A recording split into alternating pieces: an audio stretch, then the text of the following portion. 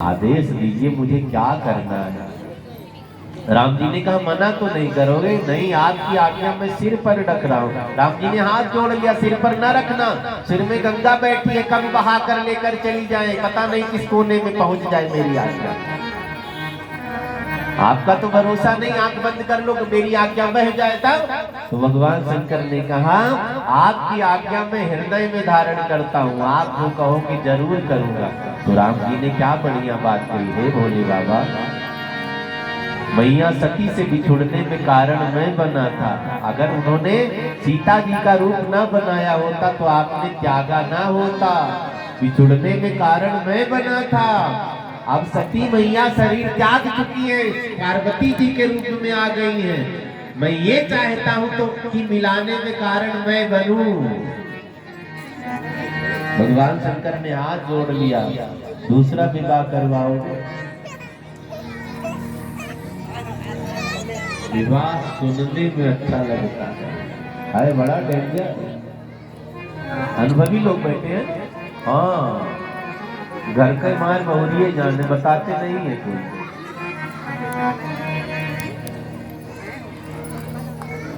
लड्डू बड़ा भयानक है, जो खावे वो रोवे, न खावे वो रोवे। जो खा लिया वो रो रहा है, 12 घंटा ड्यूटी करनी पड़ती, नींद हराम हो गई। जो नहीं खा पाया विवाह वाला लड्डू, है भगवान मैं कब खाऊंगा ये लड्डू, मेरी शादी कब होगी। सब मजा कर रहे हैं, बाद में पता चलता है मजा है कि सजा है। लिए टैक्सी भाग रहे, कभी रोहतक, कभी झज्जर, कभी जींद, कभी दिल्ली, कभी गाजियाबाद, कभी बम्बई। जब तक शादी नहीं हुई कोई झंझट थी? कुछ नहीं। पिताजी कभी 10 रुपया खर्चा दे रहे, कभी 20 दे रहे, 20 अपने आप गाड़ी पर बिठाकर पापा भर के आते। शादी के बाद पापा से रुपया मांगो, 5 लाठी मारेंगे, अब तुम कमाओ।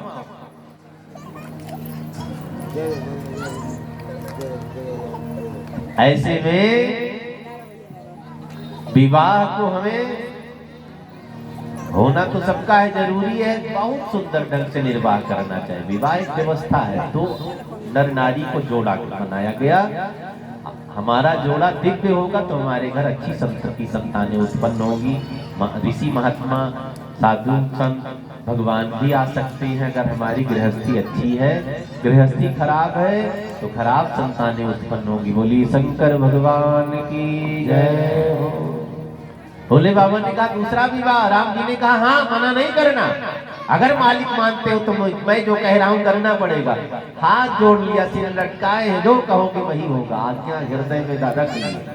राम जी अंतर्ध्यान हुए, समय बीता। भगवान शिव के पास सप्तऋषि आते हैं, 7 महात्मा पधारे हैं। सप्तऋषियों से भगवान शंकर ने कहा जाओ पार्वती जी की परीक्षा लो। भाई परीक्षा तो लेनी पड़ेगी ना, तगड़ी पोस्टिंग, तगड़ी परीक्षा होगी तब आप पोस्ट बढ़िया मिलेगी। भगवान शंकर ने सप्तऋषियों को परीक्षा लेने के लिए भेजा है। परीक्षक बनकर सप्तऋषि गए हैं। पार्वती जी आंख बंद किए बैठे, रोम रोम से ओम नमो शिवाय निकल रहा है। दूर से देखा है, सप्तऋषियों ने दूर से प्रणाम किया, लेकिन परीक्षा लेने गए हैं तो नाटक तो करना ही पड़ेगा ना।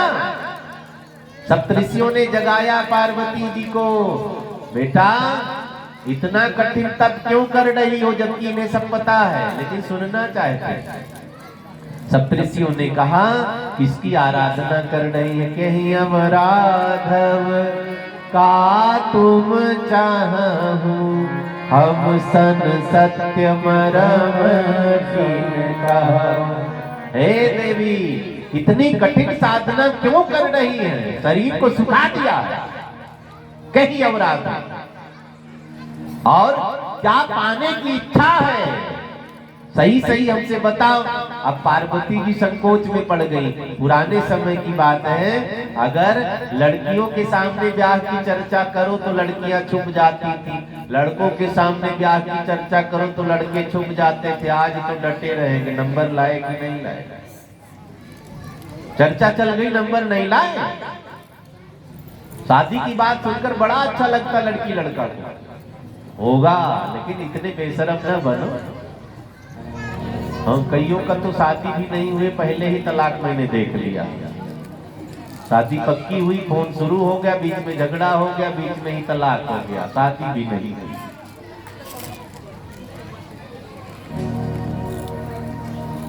अनलिमिट कुछ नहीं करना चाहिए। अनलिमिट तो खाली भजन करो बस, और अनलिमिट सब नुकसान करने वाला।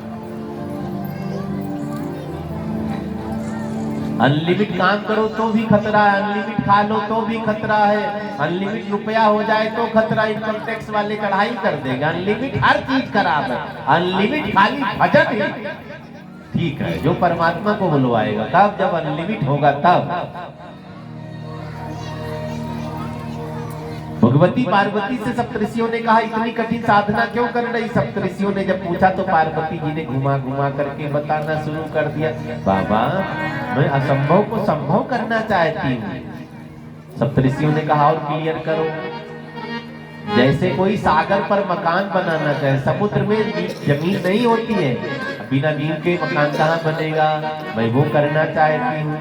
और क्लियर करो, जैसे बिना पंख के पक्षी अभी ताजा ताजा पंख को आसमान में सैर करना चाहे, मैं वो करना चाहती हूँ। सप्तऋषियों ने कहा अभी भी समझ में बात नहीं आई, और क्लियर करो, साफ साफ बताओ।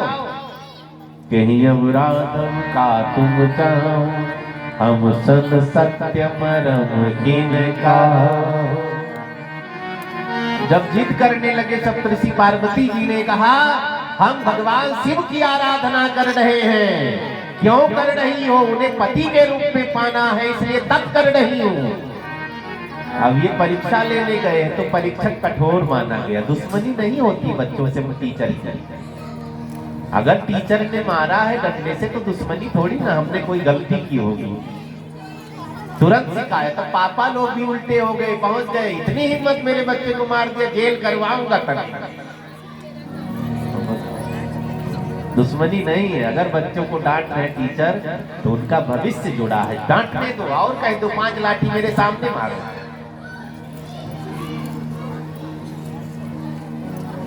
अब जब हम गांव में पढ़ाई कर रहे थे, प्राइमरी में 5वीं तक था, स्कूल प्राइमरी कहते हैं उसको, तो जो प्रिंसिपल साहब प्रधानाचार्य जी थे, पिताजी के दोस्त थे।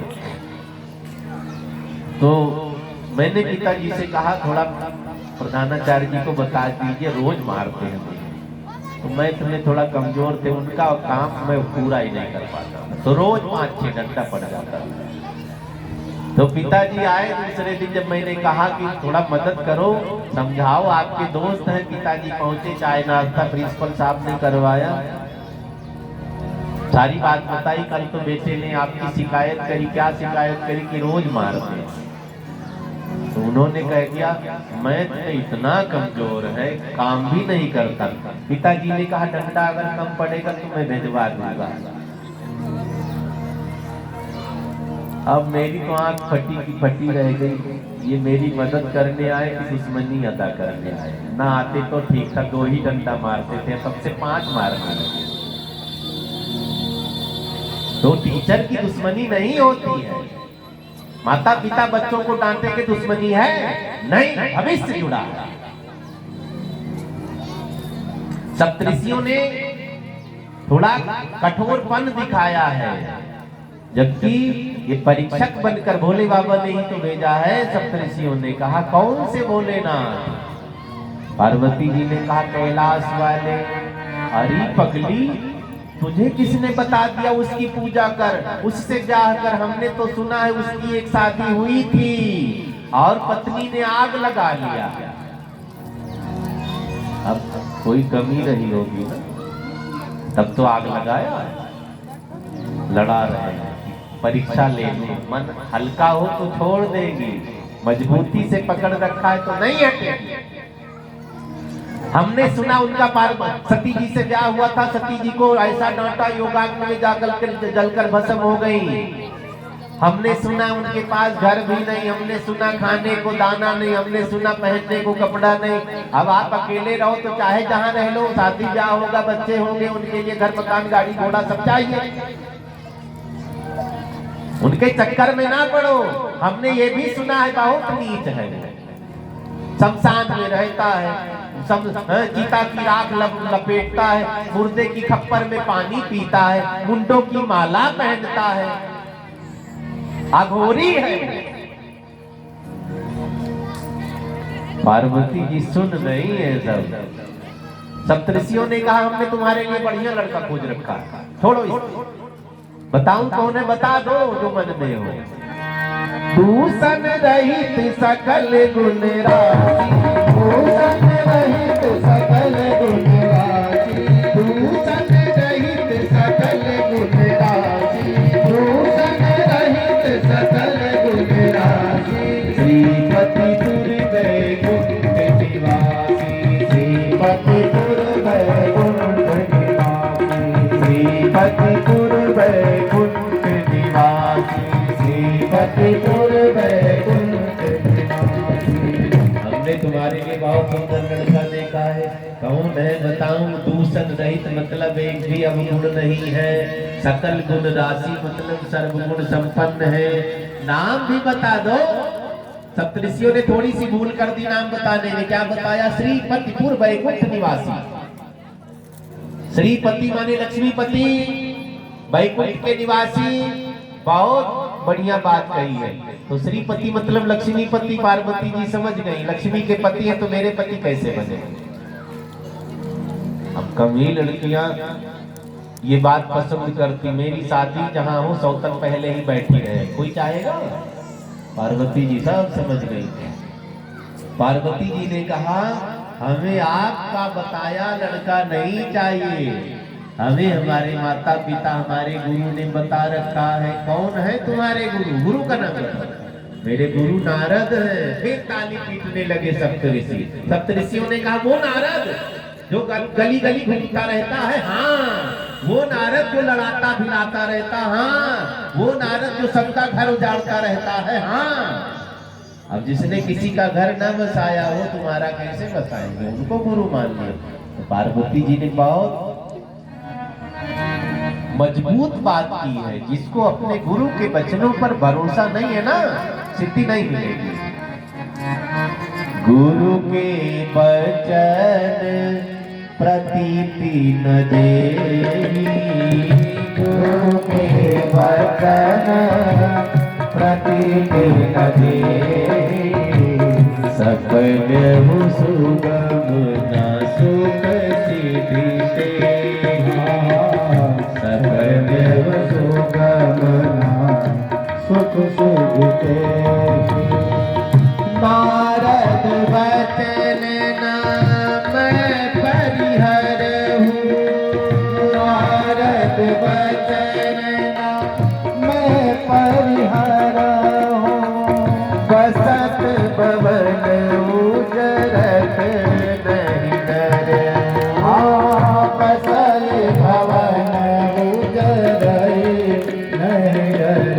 गुरुदेव तुम्हारी जय हो, गुरुदेव तुम्हारी जय हो, सतगुरुदेव तुम्हारी जय जय हो, सतगुरुदेव तुम्हारी जय जय हो, गुरुदेव तुम्हारी जय जय हो, गुरुदेव तुम्हारी जय जय हो, सतगुरुदेव तुम्हारी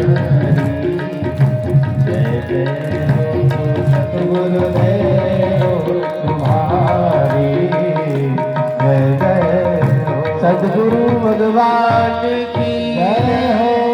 पार्वती जी ने गुरु को बहुत व्यापक बताया। ध्यान से सुनेंगे। जीवन में गुरु जरूर बनाओ।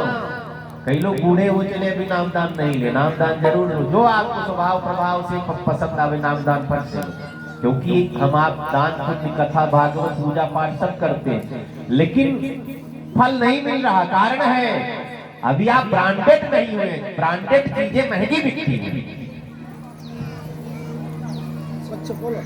अगर ब्रांड बन गया, किसी की मोहर लग गई, आपकी वैल्यू बढ़ जाएगी।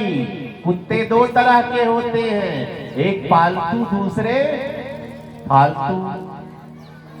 फालतू कुत्तों को निगम वाले पकड़ पकड़ करके भर भर कर ले जाएंगे, कहीं नदी किनारे पटक कर आएंगे। पालतू कुत्ते को जिसके गले में पट्टा है कोई छुएगा? तो गले में पट्टा जरूर डाल कर रखो, तुलसी वाला, रुद्राक्ष वाला है, पट्टा नहीं है। हाँ, जमराज आएंगे, जिसके गले में पट्टा नहीं है ला देंगे रस्से में बांध कर भैंसे पर भाला से मार मार कर। अब जिसके गले में पट्टा मिल गया, अरे रहने तो इसका कोई मालिक होगा, खतरा है। तो गले में रुद्राक्ष, तुलसी कुछ पहना करो।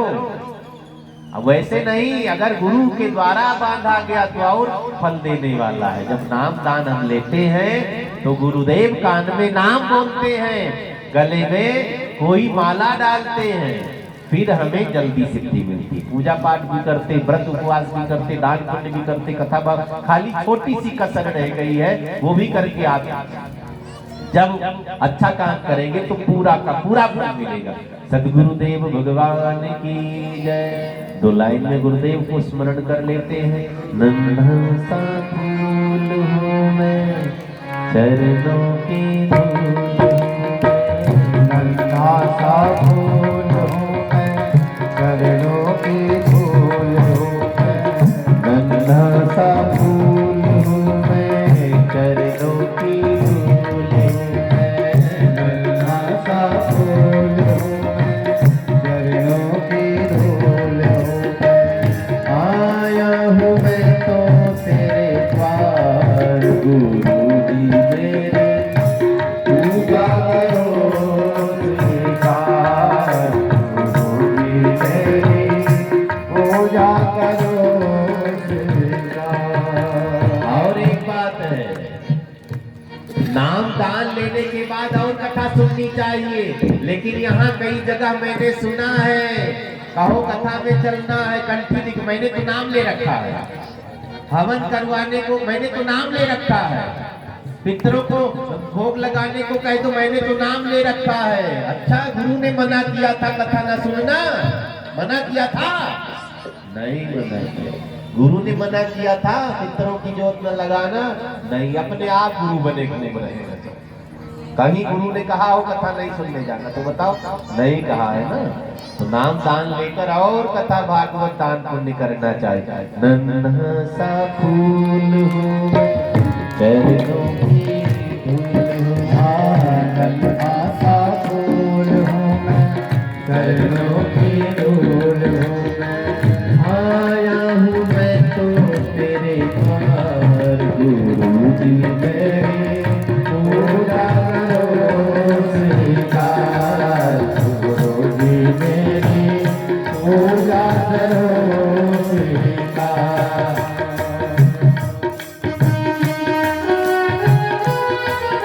जय हो।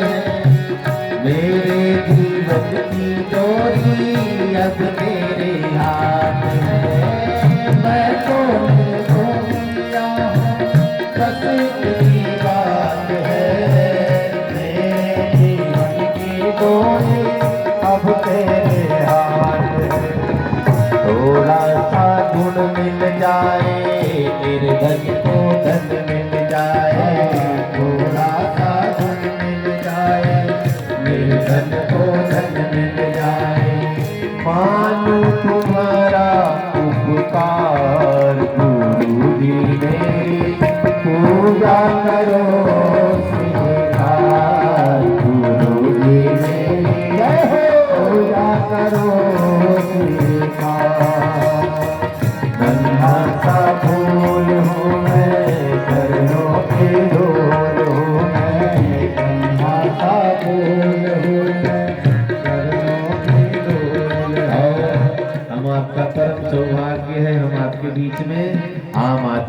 पार्टी के प्रत्याशी अनिल पांडे जी हम सबके बीच में पधारे। ताली बजाकर स्वागत धन्यवाद करेंगे। भगवान खूब कृपा बनाए और हम आपका सौभाग्य है, पांडे जी का दिव्य दर्शन हुआ। श्री अनिल पांडे जी हम आपके बीच में पधारे हैं, तो मंच से हार्दिक धन्यवाद। पुनः ताली बजाएंगे हम आप।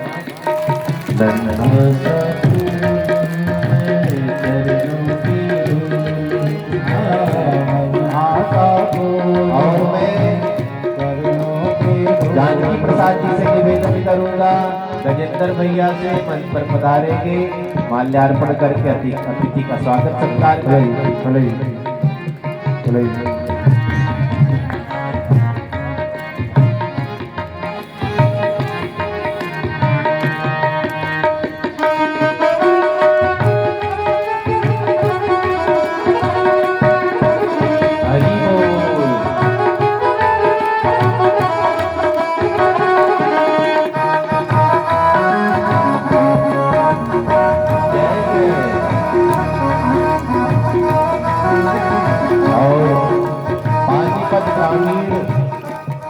आम आदमी पार्टी के विधायक पद प्रत्याशी श्री अनिल पांडे जी हम आपके बीच में आए हैं, मंच से आभार है। भगवान को कृपा बनाए।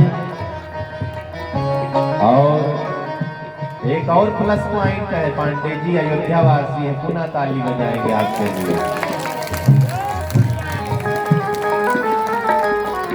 राम जी खाली अयोध्या में नहीं है, पूरी दुनिया में है राम जी। रूप बदला है भाई। मैं मंच से हार्दिक धन्यवाद पांडे जी का व्यक्त करूंगा कि आप पधारे, भगवान को कृपा बनाए। सुन लो हमारी अर्जी,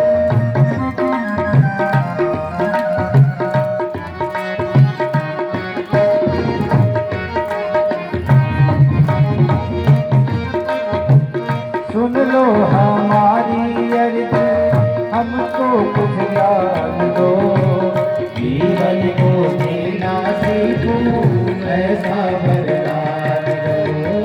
सुन लो हमारी अर्जी, मुझको कुछ ज्ञान दो, जीवन को जीना सीखूं ऐसा वरदान हो। सूरज सी शान पाके गंगा सा मान पाऊं, सूरज सी शान पाके गंगा सा मान पाऊं। इतना सा दे दो उपहार गुरु जी मेरे, पूरा करो गुरु जी मेरे, पूरा करो गुरु जी मेरे, पूजा करो स्वीकार, गुरु जी मेरे, पूजा करो स्वीकार। सद्गुरुदेव भगवान की जय हो। पार्वती जी ने इतना सख्त लहजे में बात करी है, मैं गुरुदेव के वचनों को छोड़ने वाली नहीं। अगर आपका मन न मानता हो लड़ाने भिड़ाने में, तो बहुत लड़की लड़का है, जाओ और घर में तोड़ा ताड़ी करो, यहाँ नहीं चलेगा जादू। कईयों की आदत होती है ना। एक बहन जी ने कहा महाराज जी जब तक 3 घर में झगड़ा न करवा दूं, कानों में सुन न लूं, पानी नहीं बचता। क्या बड़ी बढ़िया आदत।